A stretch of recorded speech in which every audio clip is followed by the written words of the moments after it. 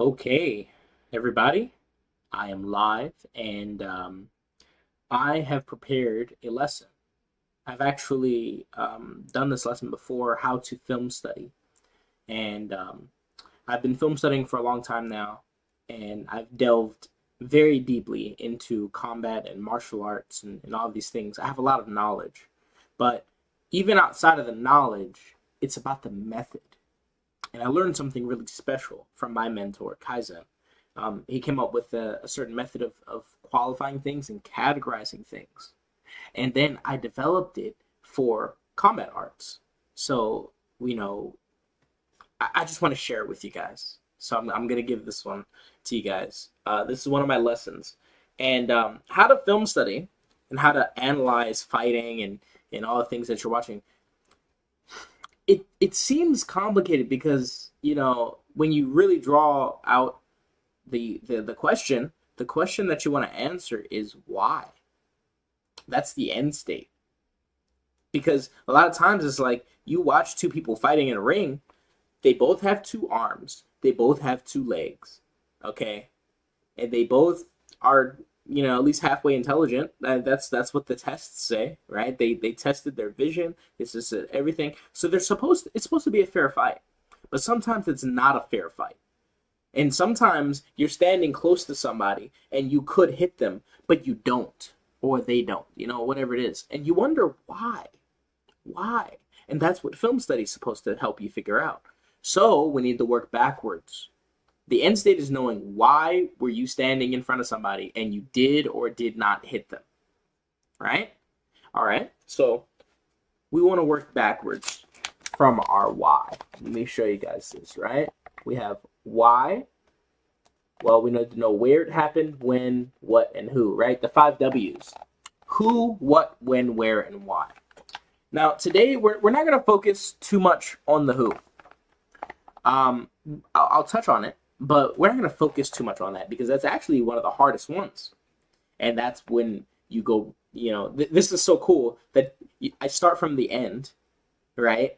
And then we go backwards and we go to the beginning, and then you start to understand why you do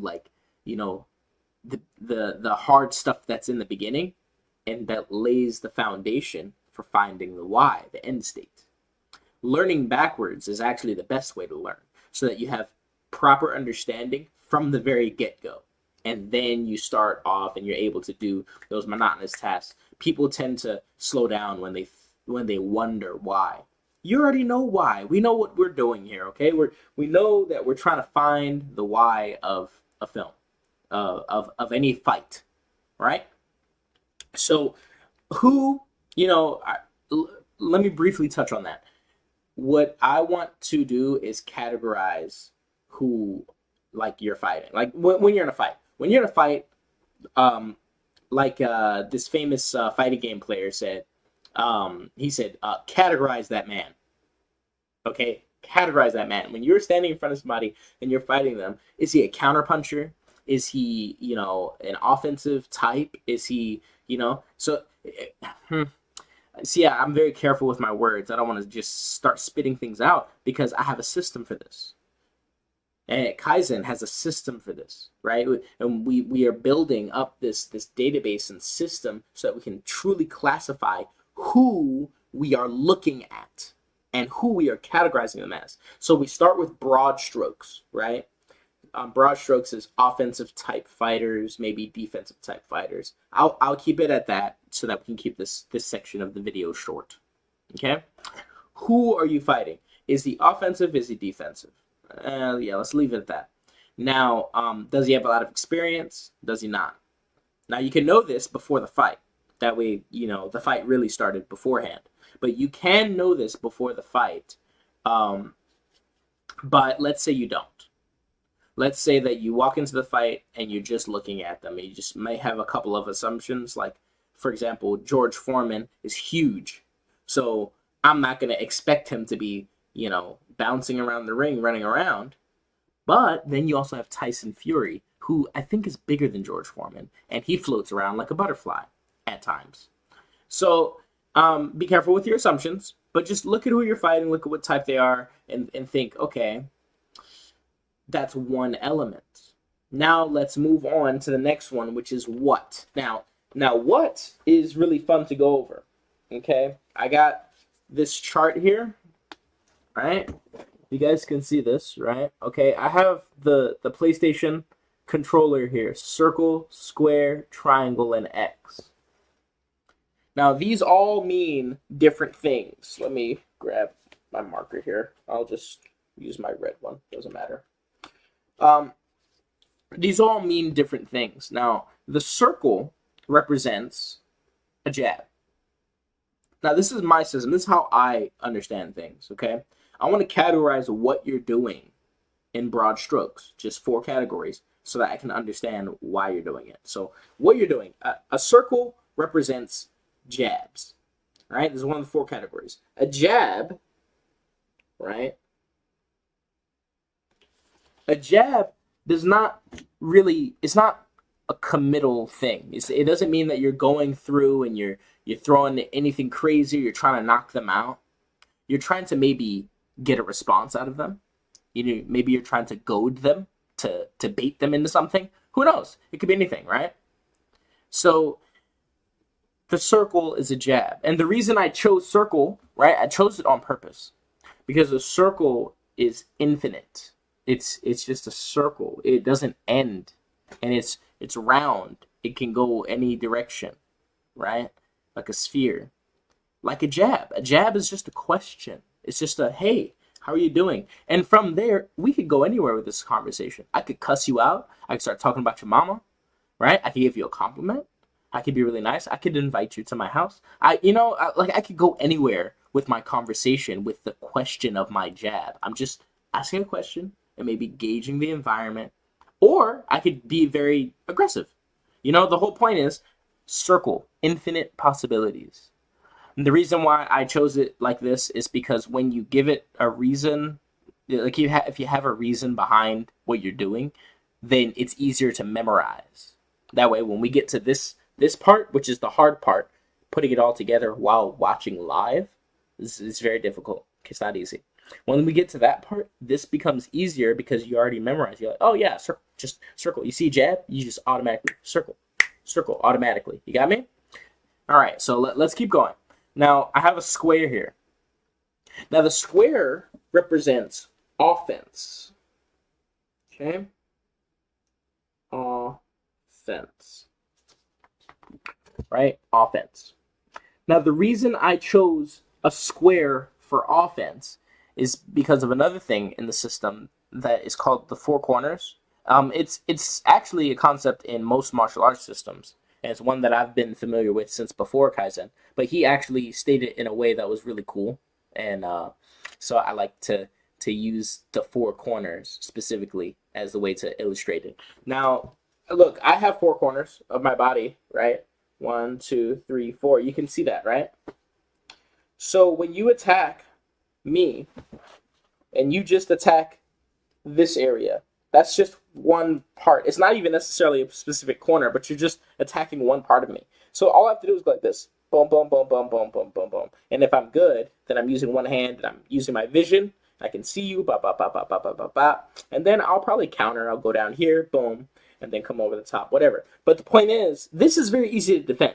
Now, if you go over here with like a jab or something, or a straight right hand, boom. So then I have to cover up here because it's too violent, it's too strong. So then I have to raise my defense. But when you raise your defense one way, your defense goes down somewhere else. So maybe this side is a good way to go. Look, you can go down here, look, because I lifted my arm. If I lift my arm, you don't have to lift your arm. You can go like this and keep your arm down. But let's say I do open up here. Boom. So now you have an opening here, right? Boom, boom. So you can go from the top corner to the bottom corner. Okay? Now you can do that, but I want you to keep in mind that in a fight, people are watching you and they do not want to lose. You need to be humble. You need to be humble and understand that they are looking for you to try to do things. So they're going to think ahead and try to defend it. So even if I lift my arm, boom, I probably know that you're going to go low. So by the time you get there, it doesn't take me long to go like this. Boom. So boom, boom. And then I can start looking for more offense and trying to figure my way out. Now, what can we do? Instead, this is where the four corners actually comes into place. Instead of just attacking one corner, right, I'm going to go boom, and then I'm not just going to change levels, but also change the side. Boom. Not only did I change the levels, but also change the other side here. So now if you attack here, straight right hand, and you throw a left hook to the body, then I have to close in this side. Boom. Well, now my attention is diverted. This is a military tactic. Okay? It's actually in a firefight. In a firefight, the best tactic, the best possible thing that you can possibly do, okay, is if you're engaging with the enemy and they're here, right? They come in, you're engaging. Boom, boom, boom, boom, boom. If you send somebody to flank, flanking from the side is great. Okay? Flanking from the behind is even better. But the best thing is if you go behind and you go upstairs or you get on top of a mountain and you change levels. Because now the enemy has to turn all the way around and look up to shoot you and to engage you. That is uncomfortable because now they have to turn all the way back around to pay attention to this area and look back down. Okay, that's something that you learn in shooting games as well as military, tactics. That's the best thing you can do is make somebody turn around and look up. All right, so here, boom, great. But this is not layered. It has no layers, right? We need to attack more because I can see that coming. Just 2 punches, pop, pop. Maybe if I was like, someone's inexperienced, but let's go back to the question, who are you fighting? Okay, I'm experienced, so that means that you need to layer your offense. So go here, then to the body, boom. Okay, maybe come back up here with like a diversion, like a feint, and I'll go like this, and then look, there's an opening over here. So now come to this corner. So you go cross and then feint, come this way, boom. Okay, let's say I do defend that. But because it's, if there's a feint, it's probably coming at me kind of fast. So I'm going to turn to defend that like this. Now, look, there's another opening over here. So maybe you can, a tapping hook here to make it cover up and then come back to the body. Boom! So that whole conversation that we're having is like, it's not just like, hey, F you. It's like, hey, I heard you were doing this. And then I respond. And then you're like, and you counter it with something else to distract me. And you're like, yeah, well, look over there. And then, by the way, your mama is blah, blah, blah. I don't want to cuss on stream right now because I don't want everybody to be able to see this. I don't want to get blocked. Anyway, so the conversation was, 2, 3, feint, hook, body, right? It's not just 1, 2, 3. It's not just 2 body. It's not just 2 body 2. Right? I'm changing up the offense. So long story short, I chose the square for offense because you want to attack the 4 corners and mix them up, right? So that's that one. Oh, I moved. Get my pen here.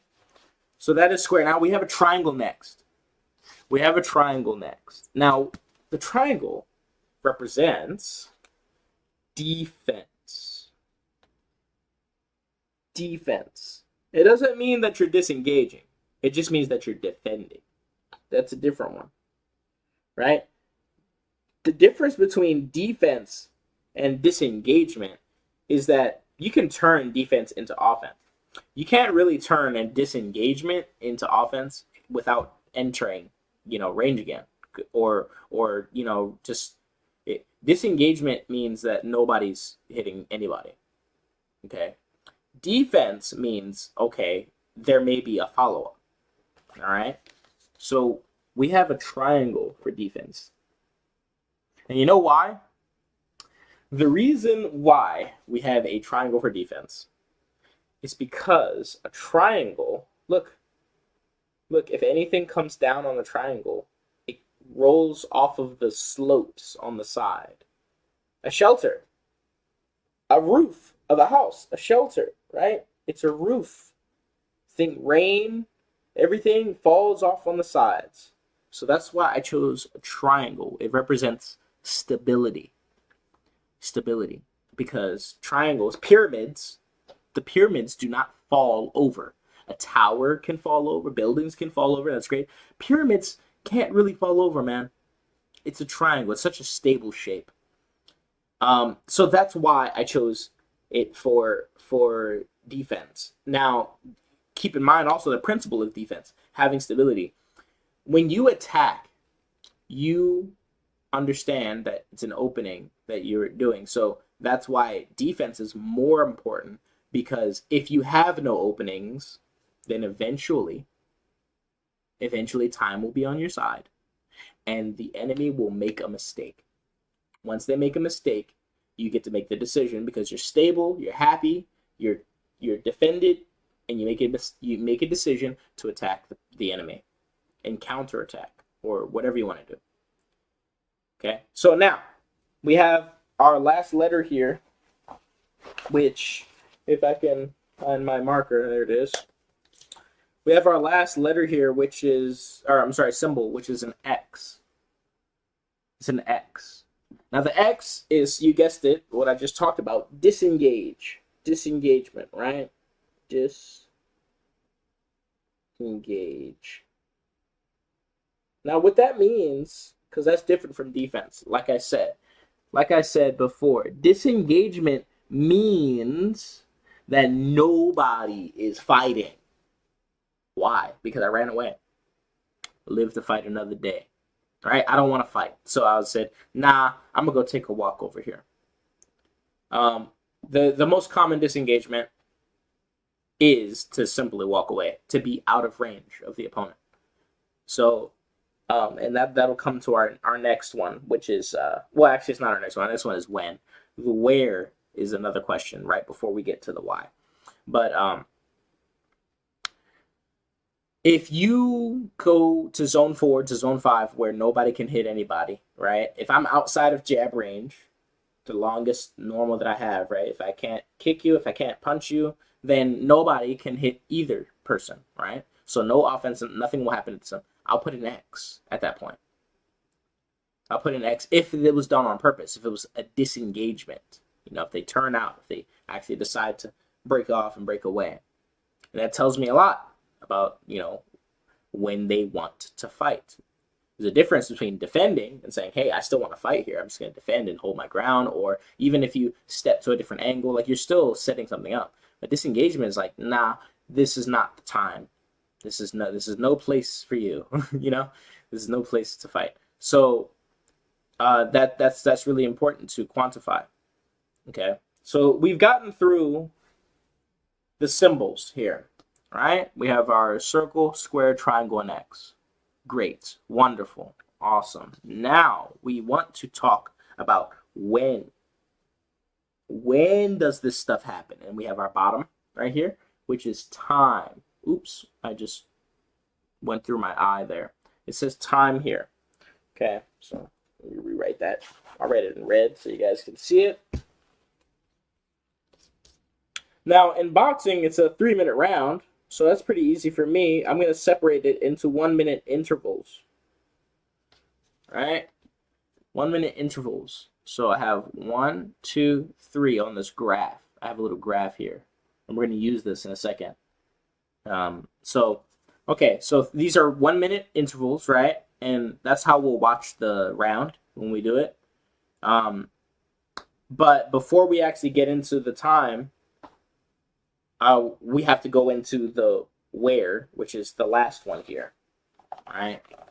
So we have the who, what, when, and then, so that once you get the time, that's very easy. Like you just break up, you know, whatever you're watching into increments and figure out when it is. And then you want to get to the where. Now this one is not super easy. It seems easy because generally, people have 3 zones that they think about. They think about out of range, in range, and super close range. And Yeah. No, we're gonna go ahead and do what Kaizen taught me, which is 5 zones. There's 5 zones. Now again, Kaizen taught me this for Street Fighter, but actually I adopted this to combat. Okay.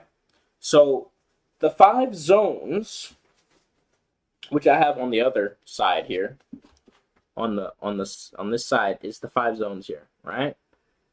So when you're looking at the 5 zones, this is how far you are from the opponent. And I'm going to go through and I'm going to give you live examples in our film study so that you can see. Now let me change my cam so you can see the desktop here. Okay. Now, here we have Terry Norris and Julian Jackson. This fight was crazy, and what we'll do is we're gonna film study this fight today. But I want to see. You know what? Actually, let's go back here. This is a better view. Let's go to Triple G versus Curtis Stevens instead. So as you see, look, they're bouncing here in the middle of the ring. Let me make sure you guys can see. Yeah, you guys can see that. Awesome. All right, so they're bouncing here in the middle of the ring. Okay. And this is zone 5. This is the furthest the two competitors can be from each other. And that's what the zones are. There's how close are you to the other person. It's not like a specific area in the ring. It's all in relation to the other fighter. So, this is zone 5. It's the furthest away you can be. Now, people don't qualify this range because they don't care about it. And actually, this is super important. This is why I'm doing this film study. All right. So this zone can start to give you data already, even from the beginning here. At zone 5, what kind of behaviors do you see? Okay. Most people walk directly to the middle of the ring and they start to, they get into zone 3, which is jab range, and they start to do different things. But let's not talk about that. Let's talk about specifically zone 5. They're across the ring. So what do we see in this beginning?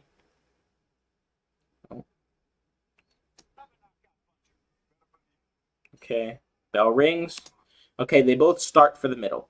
Now they're at zone 4, which is outside of jab range. Just outside of jab range. So that's zone 4. That's a different range. It's not the same as being all the way across the ring from each other like this. Now, again, we're just talking about zone 5, not zone 4, zone 3 first. Now, let's look at George Foreman versus Joe Frazier. George Foreman over here is in the red. This was interesting. Let's watch what they do at zone 5, or what George Foreman does today. Okay, so he started for the middle, but he, ran. He ran to the middle. This is like in fighting games, like when, you have somebody across the ring, but they have a teleport.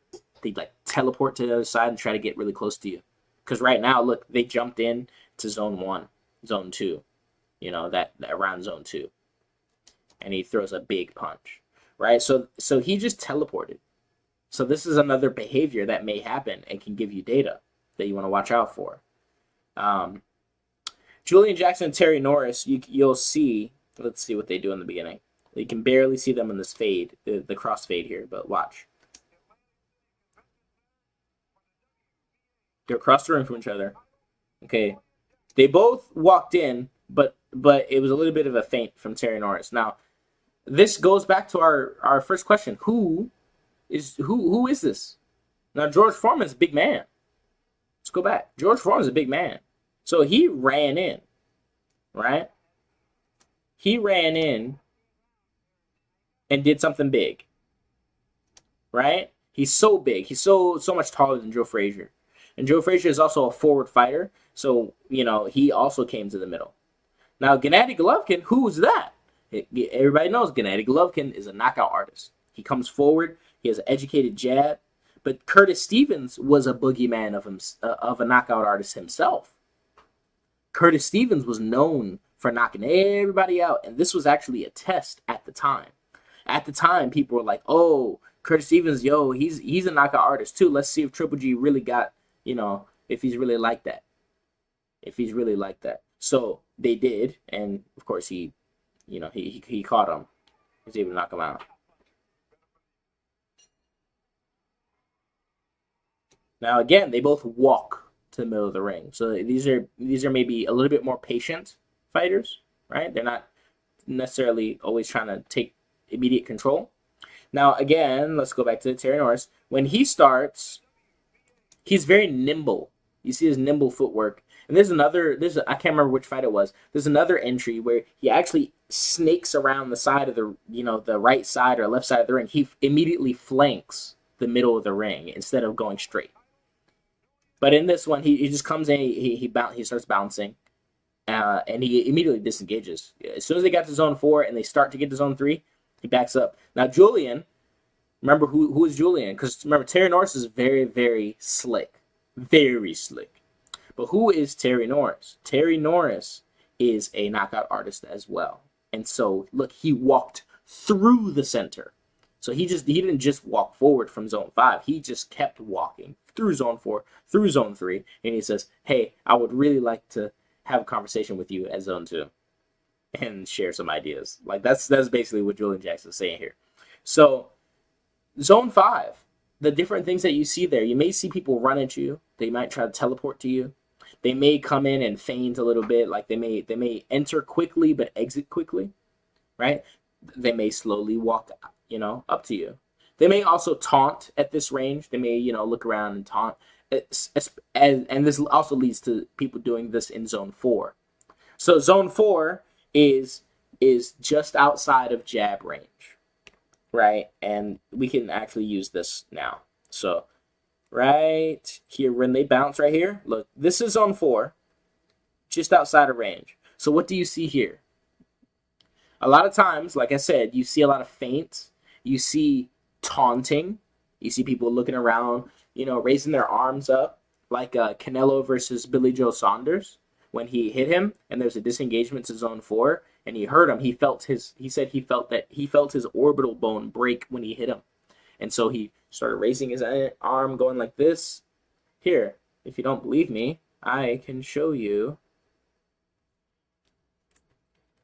Versus BJS. I was actually at this fight. I fought shortly before.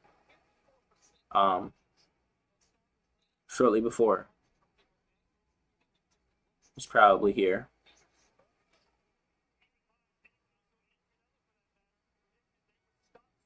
Okay. Boom. Uh-oh. Boom. He felt something there. I saw this.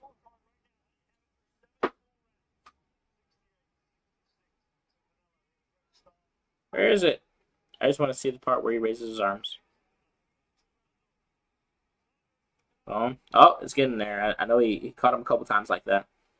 Being there live for this fight was very interesting. Billy Joe Saunders is a really cool guy. Oh, he drops for that hook. There it is. See?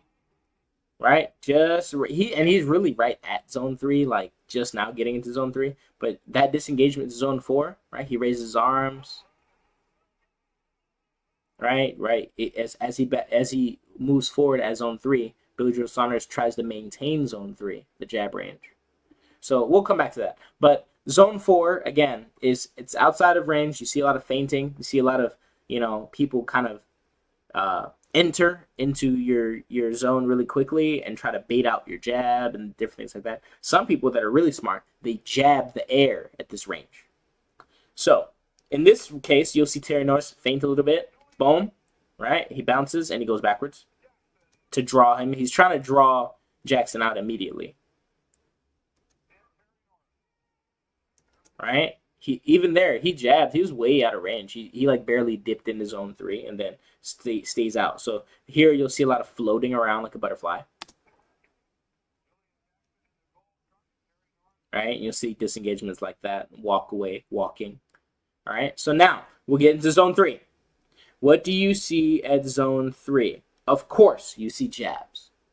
Of course, you see jabs. And as we see Terry Norris dipping in and out of zone 3 here, zone 4 and 3, all right? Let's watch what happens. Now, we already saw he jabbed, he disengaged, all that in zone 3. But also right there, We just saw him put his hands up and then kind of do a defensive head movement forward. So a lot of people at zone 3, they try to get past your jab or past your offense. They try to get past your offense, past your jab to see if they can sneak something in, see if they can get something really quickly, and then maybe get out. Like Terry Norris, he likes to get in, pop, pop, pop, get out. Right? Zone 3-ish. Another thing about zone 3 is that it's different for different people. As you see, right here, this very small jab, right? This is not in range. So his zone 3 is actually shorter than Julian Jackson's zone 3. Julian Jackson has long arms. Long arms. And we can get into like his physical advantages and then how he fights. He's actually a lone wolf. If you talk about types of fighters, because I have so many different types of fighters, right? But in this case, he is a lone wolf for a reason, but that's a different lesson. This lesson, we're just talking about zone 3. So zone 3, jab range, he's doing great. Just kind of jabbing the air. You see that a lot. But Terry Norris needs to move forward a little bit more to get to his zone 3. Okay, you see defense again. Defense, disengagement. You see counters from fast fighters like this. Fast fighters see counters. Ooh, that's a beautiful feint, a beautiful pull, and a disengagement there. And of course, you see some like power punchers, they tend to throw, punches to lead you. So people try to lead you in a certain direction at this. Yeah, they try to hit you. Like Julian Jackson is trying to hit him, but he's really trying to lead him. He's trying to push him back.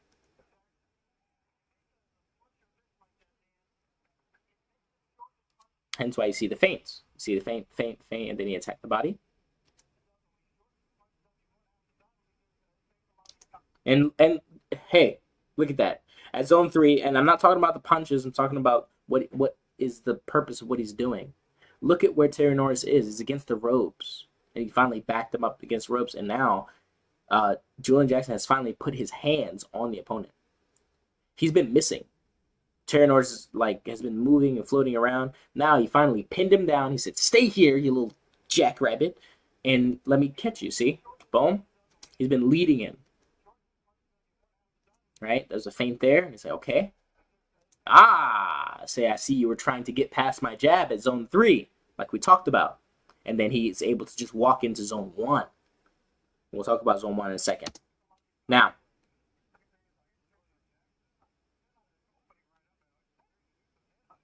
zone 1, that clinch is a disengagement. We'll get to that.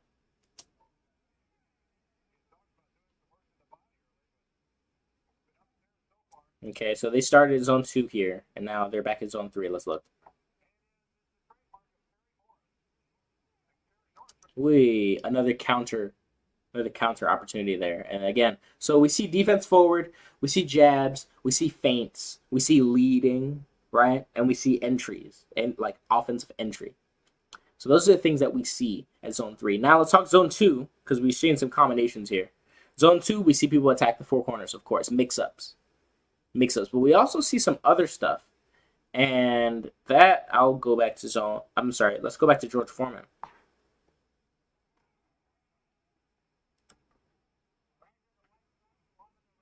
So here, this is zone 2, right? They can both hit.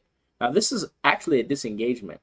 He puts both of his hands on him, he pushes him, and then he turns him. This is something that happens in zone 2. People turn you. They will physically turn you. They don't just lead you anymore. They're saying, nah, take your ass over here, all right? Stay right there and do what I tell you to do. That's what George Foreman's telling him right now. He say, hey, we're not fighting at zone 2. Not on your terms. We're fighting at zone 2 on my terms. I did a film study on this fight. So, you look through some of my lives and you might be able to see it. But he did not want to fight him at zone 2 until he got his timing at zone 3. So he says, no. Right? He comes forward trying to attack again. He says, no, no, no. Disengage. Turn him out. Back at zone 4. Okay. Let's see. Zone 2 again. Again, zone 2. He does some offense, but let's look at what he does. Boom. And he pushes him off. So at zone 2, you may see a lot of disengagements, depending on if they want to fight you at that timing, on that timing. They want to see what you're going to do so that you become more predictable. So it's really important to also qualify this and make sure that you're paying attention.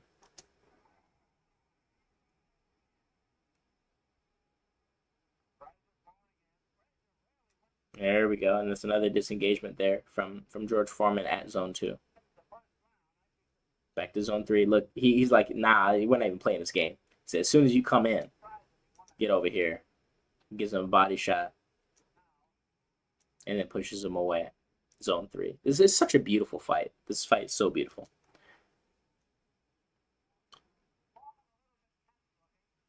So, again, remember, we want to pay attention to more than just the punches, right? So that's why I highlight this as zone 2. This is combination range where anybody can hit any punch. But I haven't really talked so much about the offense as much as, the other things that are happening. George Foreman has been touching, controlling, and pushing, and shoving, and turning. This is super important, especially in this fight. He didn't want to fight Joe Frazier, smoking Joe Frazier with the most powerful left hook ever at that time, right? He was a knockout artist as well, and known for his powerful left hook. So why would you want to fight him at zone 2 when you did not permit zone 2 fighting? You want to be the boss. You want to be the boss. You want to be the one that's deciding to fight at a certain zone. Don't just go and do whatever the opponent wants you to do, because guess what? The opponent wants to beat you, so they're going to do things that are not good for you. So that's zone 2. Now we can get into zone 1 a little bit, and let's go back to Canelo just because we saw some here.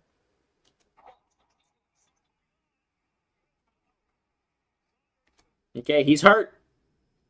He's hurt. You see, he's already holding his eye, and the entry from zone 3. So instead of throwing some offense here, which he could do, he didn't. He clinched. He's got his hand around his back. He's the closest he can possibly be. He's hugging him, right? Ooh, and then he doubled down. He said, no, we're staying here. This specifically is a disengagement. He didn't turn Canelo. Like I said, he had an opportunity for offense. He didn't turn him. He didn't throw a left overhand as a southpaw. He didn't do any of that. He gives him a big hug.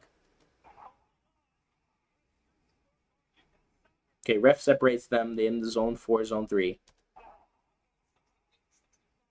And then Canelo's going to do an amazing entry.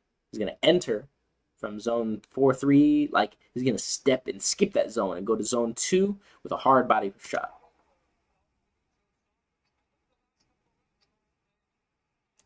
Ooh, look at that. Look at how small and look, as he steps forward here, boom, he drops his hand to go to the body. But like people assume that you're going to throw a left hook to the head and things like that. But he dropped his hand to go to the body. He didn't drop it to feint or anything. He just decided to go to the body and step in. People rarely expect a body shot from that range. But anyway, they end up at zone 1, right there. That's zone 1 because he decided, let me come forward. Billy Joe Saunders is a great fighter. Just because he lost to Canelo, one of the greatest fighters of all time, that doesn't mean that he's a bad fighter. He was champion of his own right, and it was a good fight. So Billy Joe Saunders has experience. When you're hurt, when you're doing these things, running away is not always the best option. Running disengagement, yes, you can disengage with your footwork and all that. But if somebody has great step-ins and great positioning like Canelo, then sometimes going forward is actually better. But Canelo also predicted that, so he came backwards and he tried to hit him as he was, still at zone 1. So you can still see offense at zone 1. That's another thing you can see. But it's not just the disengagement and clinch distance. You can see very small punches at this range. Okay?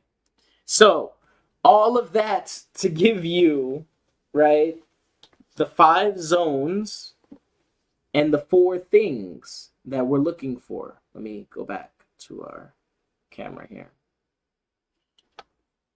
All right, so the 5 zones and the 4 things we're looking for in 3 minutes. Those are the things that we want to look over. So what I'll do is I'm gonna mark for 1 minute. We're gonna watch the Terry Norris fight. I have two pens. I have a red pen and I have a blue pen. So Terry Norris is going to be the slick guy. He's going to be blue. And then Julian Jackson, the lone wolf, is going to be red.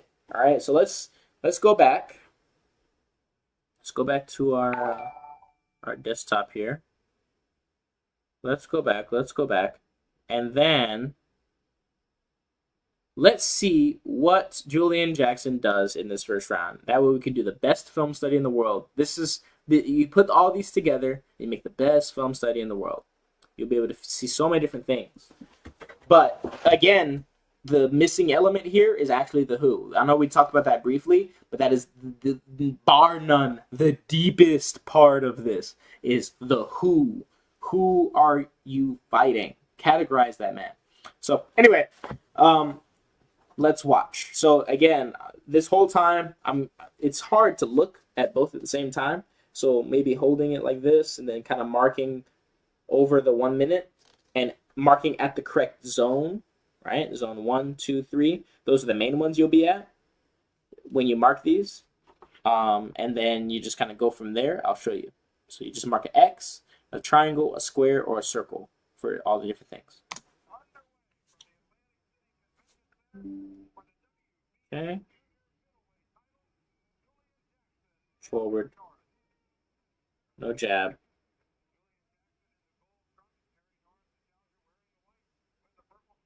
Okay, I see a little bit of offense at zone 2. And then some jab at zone 3.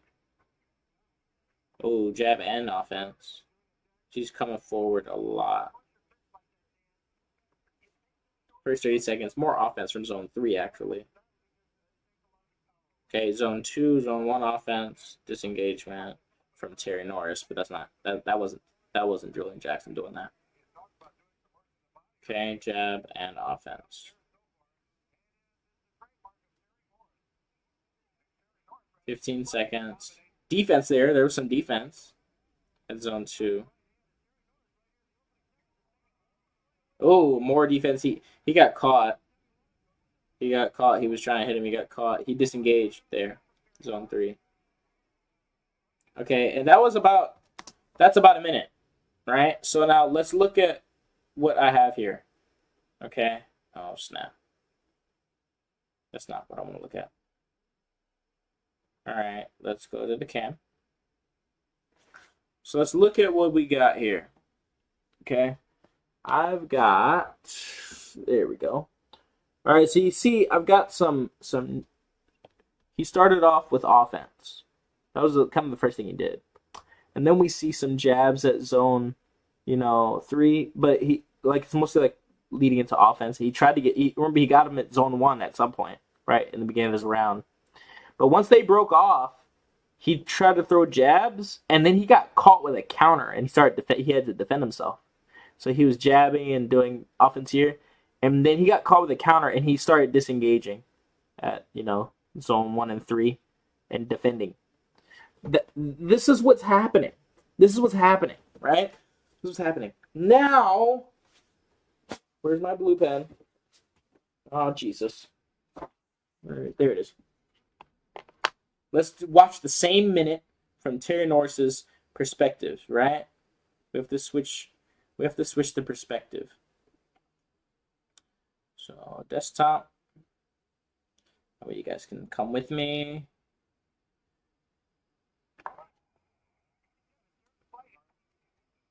Okay.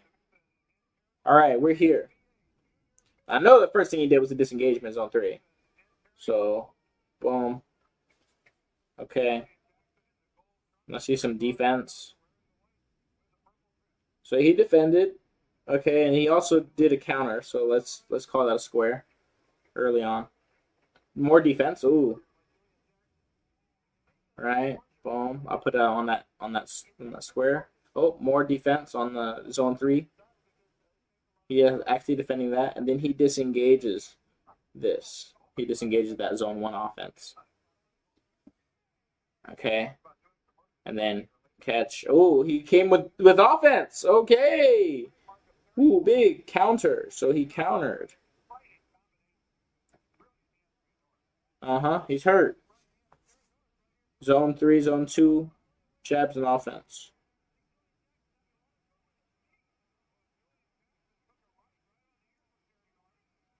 Okay. So that's about a minute. So now let's look at our chart again so you guys can see what is so cool about this. Okay. Attention, please. There it is. So now let's look at this. So remember, in the beginning, we saw that first time that Jackson was able to get him to zone 1. It was defended with a disengagement. Not defended, but actually disengaged, right? He clinched him. He clinched him at that range. He didn't want that.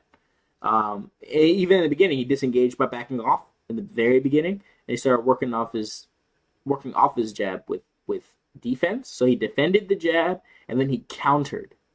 But when he countered, we can see it left an opening when he countered for Julian Jackson to approach and get to zone 2 and zone 1, right? So we saw that counter gave him an opportunity to change the range. Now, once he did that, they stayed at zone 3, zone 2, and this is where you see there's like a circle here, a jab, and some defense here. So when Julian Jackson stood his ground at zone 3 and tried to just defend, he got countered and he started getting hurt and he started having to defend himself more. And there's more and more offense at zone 2 and 3 from Terry Norris. That's his favorite range because he can beat you up and slip out real quick. Beat you up and slip out real quick. So that's the advantage that he has. So I mean, it's clear as day. It's like right there. You see who's attacking, when they're attacking, and that shows why. Why is Terry Norris attacking at zone 3? Because he's fast. You see how fast he is. You see how quickly he can counter and he can do all these different things, right? So then you go back. All right, well, why is Julian Jackson trying to get to zone 1? Well, because he has a lot of power, right? That's who he is. He's a power puncher. So he wants to get close to you so he can bang and hit you with one big, big, big shot, right? So I want you guys, and this is the homework for my people, is to create a chart based on the other 2 minutes of this round to keep going. Let me set this up for you. I'm going to show you guys this so we can close out, but we're going to watch what happens in this fight. It's quite amazing. And we'll get into the lone wolf discussion at some point when I do a different lesson. But first, you just want to watch what's happening at each zone, and maybe you'll be able to come up with why I call him a lone wolf on your own.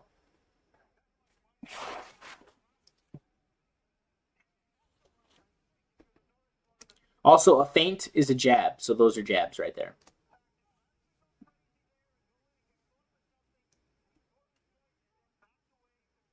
That's a disengagement after because he didn't look for more offense.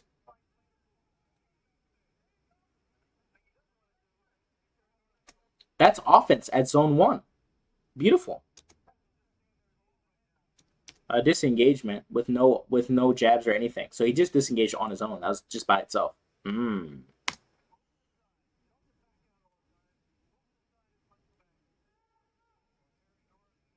Okay, disengage, and then he sets up. You see him put his hands up, and then he threw a right hand from zone 3. It's very clear. Terry Norris wants to fight at zone 3.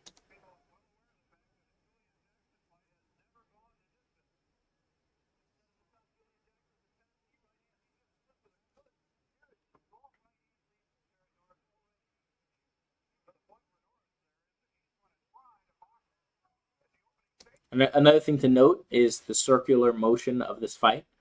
Terry Norris has been fighting in a circle this whole time. And Julian, he is chasing him, but he's not chasing him too badly. He dives in, but then he tries to reset to the middle of the ring.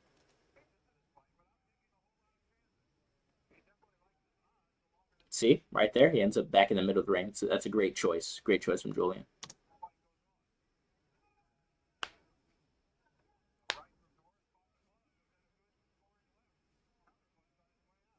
That's, again, more offense at zone 3 and successful at that. Very good.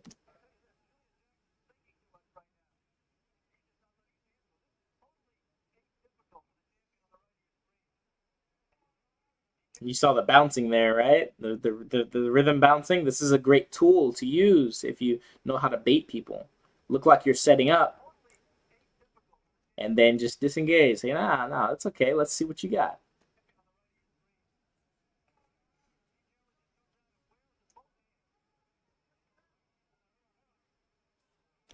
A disengagement, successful enough, but you saw Julian Jackson is working in that range. There's a reason because he wants to fight at that range.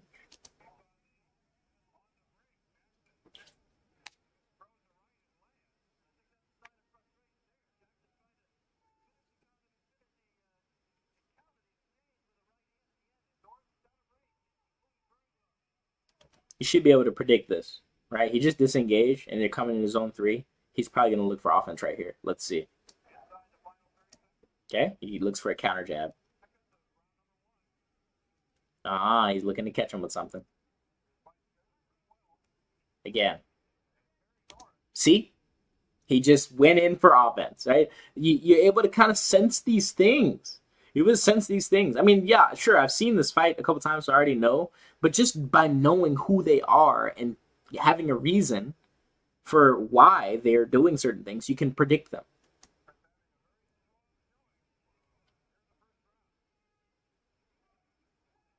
Beautiful. Beautiful offense. Now, keep in mind, Julian Jackson did not disengage. He barely defended that, hardly. But he just kept his hands up and he just moved forward. This speaks to us.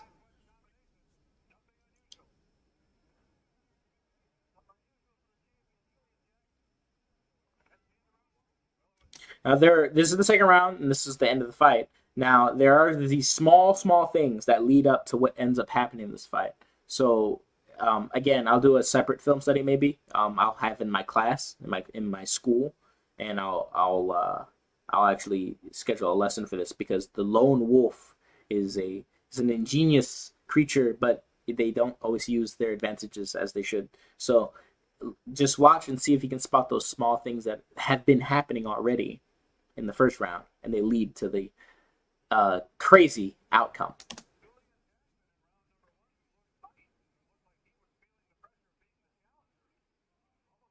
Oy.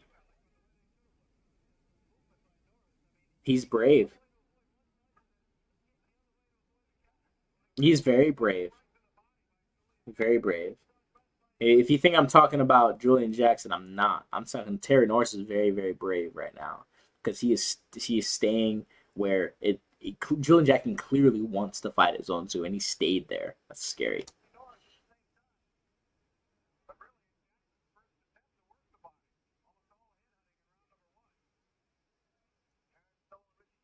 Hui.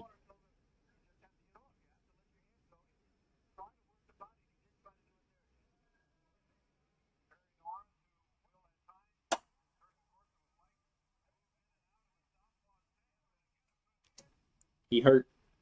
He's hurt.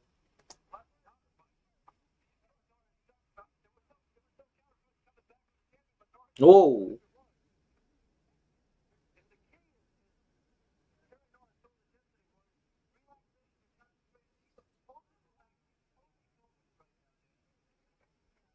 Mm.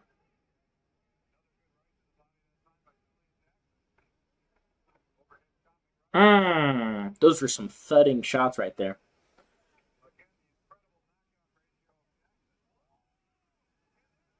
Good night. That is it. That is it. That's all you need to see there.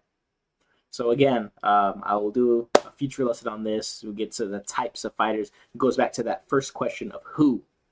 We went to the why. We went all the way through who, what, when, where, why. We talked about the three things that we're considering: zone, right, where they are; time, when they did something; and what is that something that they did; and who they are. Right. So did they attack? Did they jab?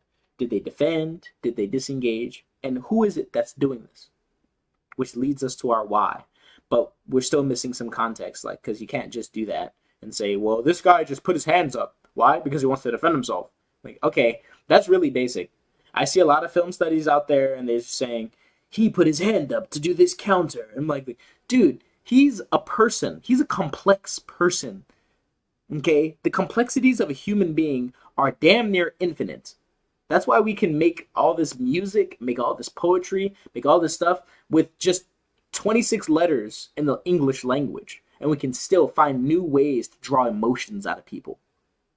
So, yeah, sure, you can show what they're doing, but we need to know the why. And to know the why, we need to understand the who. And that takes time and it takes effort. Luckily, I'm here. And I'm here to help you and to provide the system and then gather more information from my other students and everyone that comes by. So this is what I want to do. I want to, you know, create more discussion, raise the IQ average of boxing.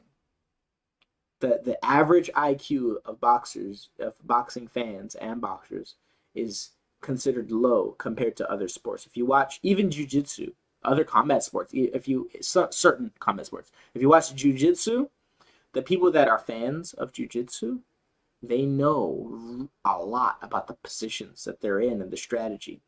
If you look at the boxing fan, the average boxing fan, they do not know a lot about the techniques that are important in the fundamentals of boxing and competition.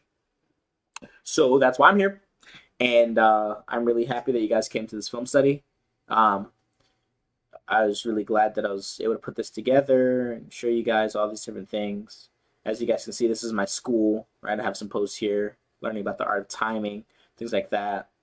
My calendar, which I'm going to start putting things this Saturday. This is my time Saturday, I think. So it's a different time for you guys. I'm in Korea right now.